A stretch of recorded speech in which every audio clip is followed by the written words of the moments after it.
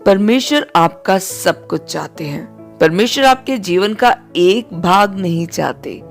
वे आपके संपूर्ण हृदय, सारे प्राण, सारी बुद्धि और संपूर्ण शक्ति को चाहते हैं। परमेश्वर की रुचि अधूरे मन के समर्पण, आधी अधूरी आज्ञा मानना और बचे हुए समय और धन में नहीं है। वे आपकी पूर्ण आस्था की अपेक्षा करते हैं, न कि थोड़ी थोड़ी।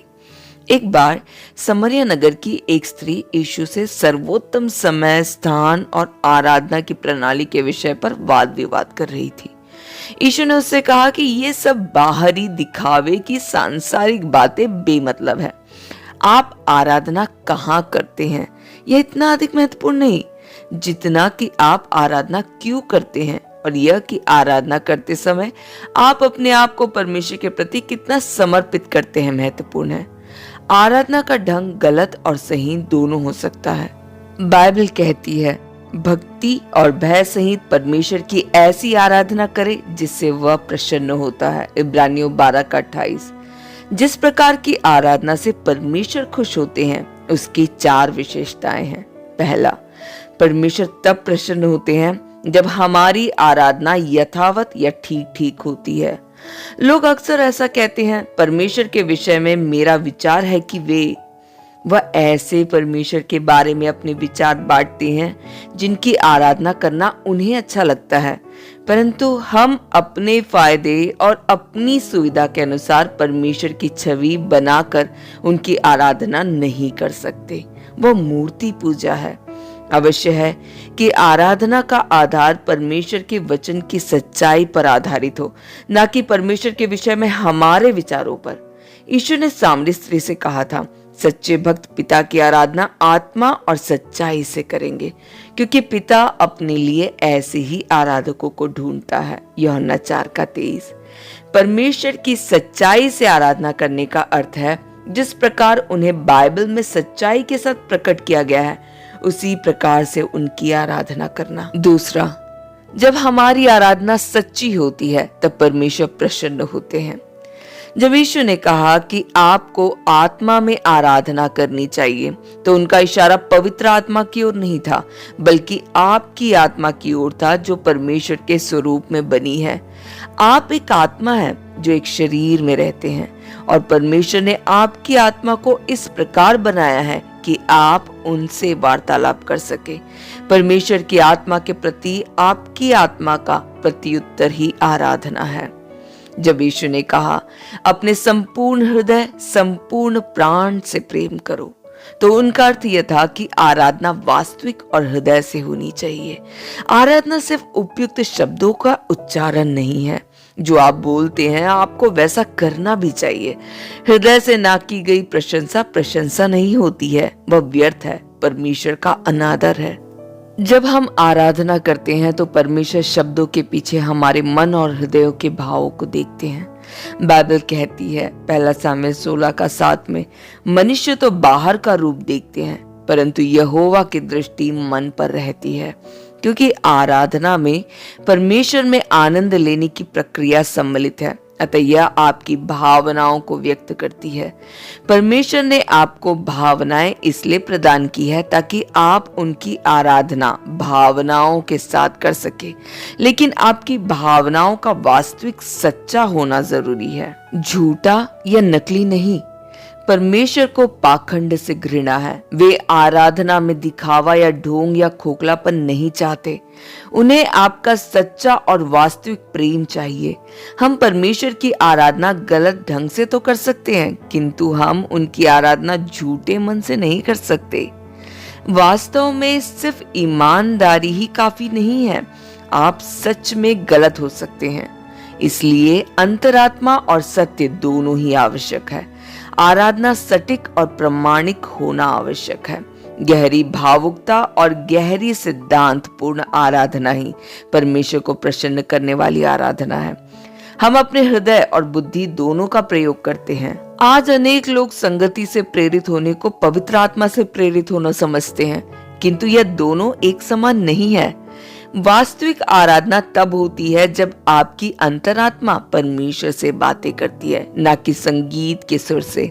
वास्तव में कुछ भावात्मक और हृदय स्पर्शी गीत आराधना में बाधा उत्पन्न करते हैं, क्योंकि वे हमारा ध्यान परमेश्वर से हटाकर भावनाओं पर केंद्रित कर देते हैं। याद रखिए, आराधना में एकाग्रता भंग करने का सबसे बड़ा कारण है आप स्वयं, आपकी रुचि और आपकी चिंता कि दूसरे लोग आपके बारे में क्या सोचते हैं। परमेश्वर की स्तुति करने के सबसे उचित और सही तरीके के बारे में मसीहों की अलग अलग धारणाएं हैं, किंतु इन विवादों में केवल व्यक्तिगत या पृष्ठभूमि की ही झलक दिखाई देती है।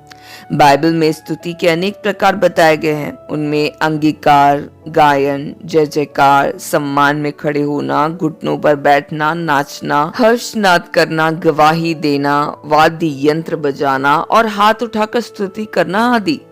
आराधना की सर्वश्रेष्ठ शैली वही है जो आपकी पृष्ठभूमि एवं व्यक्तित्व के आधार पर परमेश्वर के प्रति आपके प्रेम को प्रमाणित तौर पर व्यक्त करती है। मेरे मित्र गैरी थॉमस ने यह देखा कि अनेक मसीही परमेश्वर के साथ उत्साहवर्धक मित्रता की अपेक्षा आराधना की एक घिसी पिटी असंतुष्ट प्रक्रिया में फंसे हैं, क्योंकि उन्होंने अपने आप को आराधना की ऐसी विधि या शैली का प्रयोग करने में जबरदस्ती डाल दिया है जो परमेश्वर के उन तरीकों से मेल नहीं खाती जिसके लिए परमेश्वर ने उन्हें विशेष रूप से बनाया है। गैरी सोच रहे थे कि जब परमेश्वर ने हम सभी को भिन्न बनाया है तो सबसे ऐसी अपेक्षा क्यों की जाती है कि वे परमेश्वर से एक ही तरीके से प्रेम करें।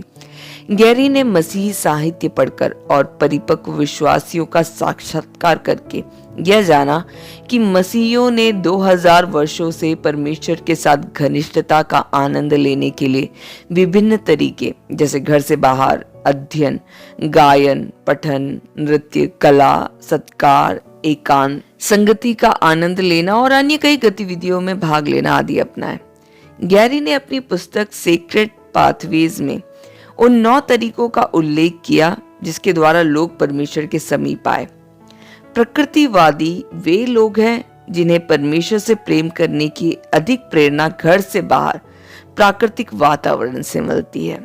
ज्ञानेंद्रियवादी वे लोग हैं जो परमेश्वर से अपनी इंद्रियों के आधार पर प्रेम करते हैं और उस आराधना को मनोहर समझते हैं जिसमें उन्हें सुनने के अतिरिक्त देखने के लिए सुंदर लोग, सुंदर कपड़े, खाने के लिए अच्छा नाश्ता और महक के लिए विभिन्न प्रकार की खुशबू मिलती है।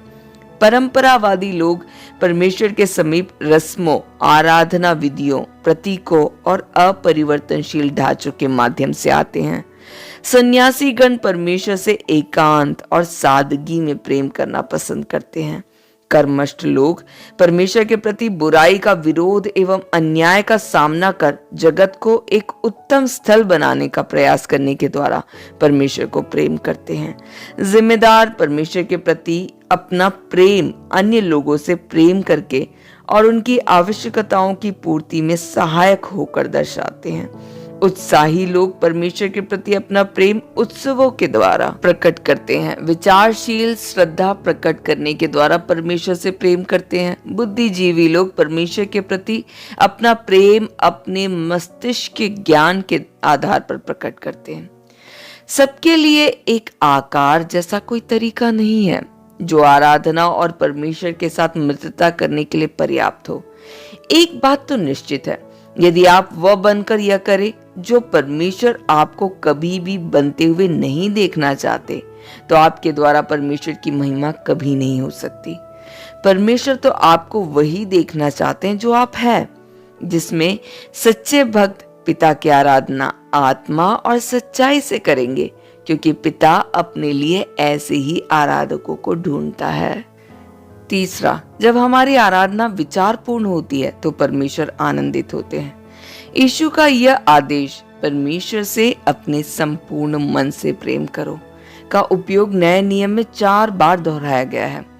परमेश्वर विचारहीन भजन गाने से, प्रार्थना में घिसे पिटे विषय या प्रेज द लॉर्ड जैसी उपयुक्तियों के अर्थहीन उपयोग से प्रसन्न नहीं होते, क्योंकि हम उस समय बोलने के लिए कुछ और नहीं सोच सकते। बुद्धिहीन आराधना अर्थहीन होती है।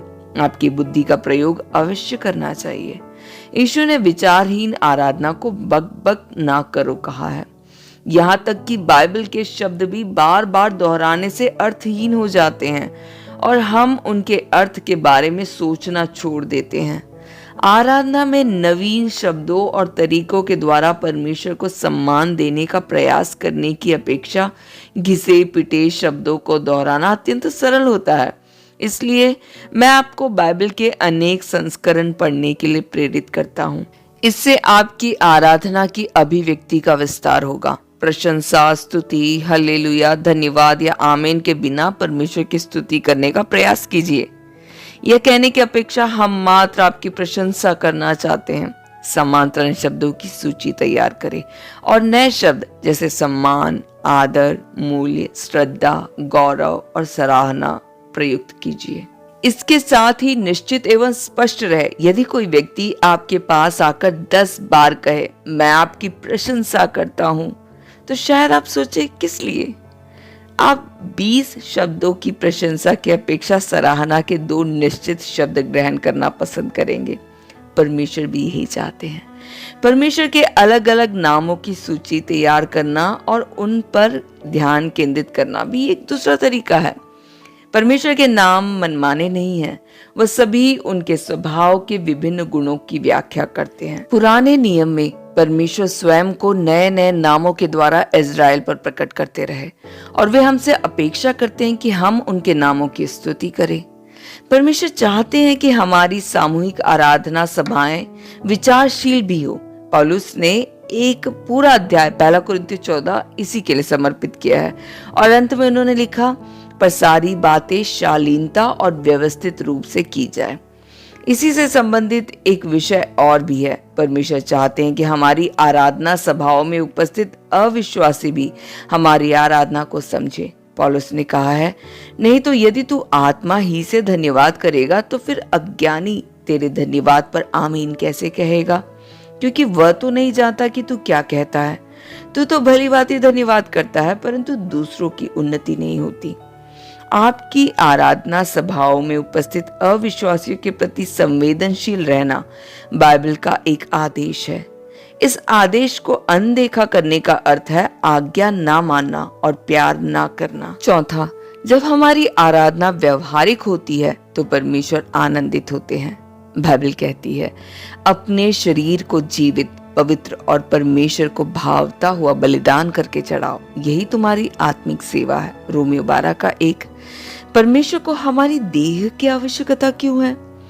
वे यह क्यों नहीं कहते अपनी आत्मा को अर्पित करो?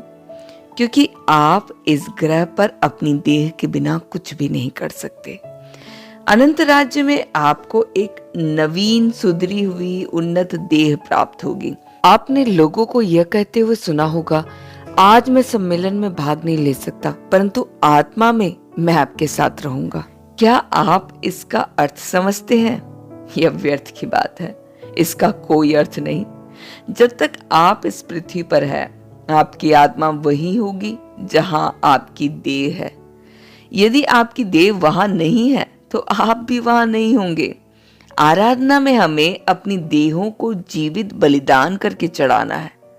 अब अक्सर बलि की अवधारणा या विचार तो मृत प्राणी से जोड़ते हैं, किंतु परमेश्वर आपको जीवित बलि के रूप में चाहते हैं। वे चाहते हैं कि आप उनके लिए जिए, जबकि जीवित बलि की समस्या यह है कि वह वेदी से सरक सकती है और हम प्रायः ऐसा ही करते हैं।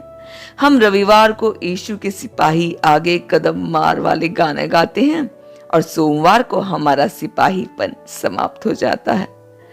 पुराने नियम में परमेश्वर आराधना में अनेक बलियों का आनंद लेते थे, क्योंकि वे हमारे लिए मसीह यीशु द्वारा सलीब पर दी गई बलि की पूर्ण सूचना थी।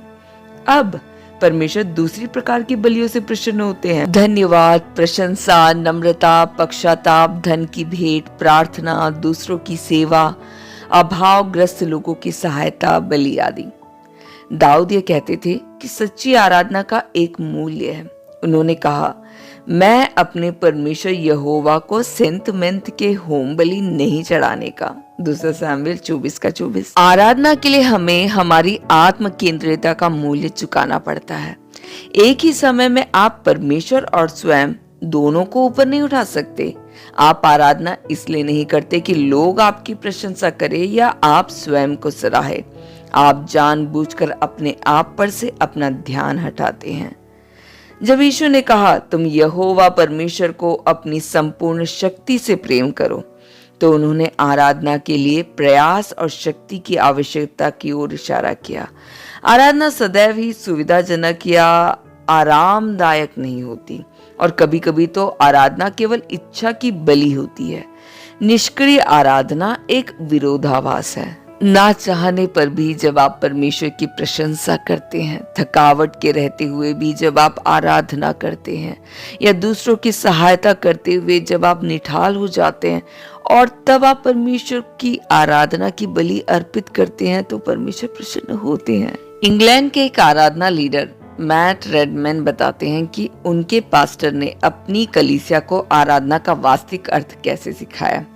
यह सिखाने के लिए कि आराधना संगीत से बढ़कर है, उन्होंने अपनी सभाओं में कुछ समय के लिए, जब वह अन्य माध्यमों से आराधना करना सीख रहे थे, गीतों के गायन पर रोक लगा दी। उस समय के अंत में मेंट ने ये गीत, जिसका शीर्षक है आराधना का हृदय, लिखा। गीत कुछ इस प्रकार है। मैं आपके लिए एक गीत से अधिक लाऊंगा, क्योंकि आपको सिर्फ गीत की नहीं है आवश्यकता। आप वस्तु को नहीं देखते, परंतु उसे गहराई में खोजते। आप मेरे हृदय के अंदर देख रहे हैं। हर बात का केंद्र उन बातों का हृदय है।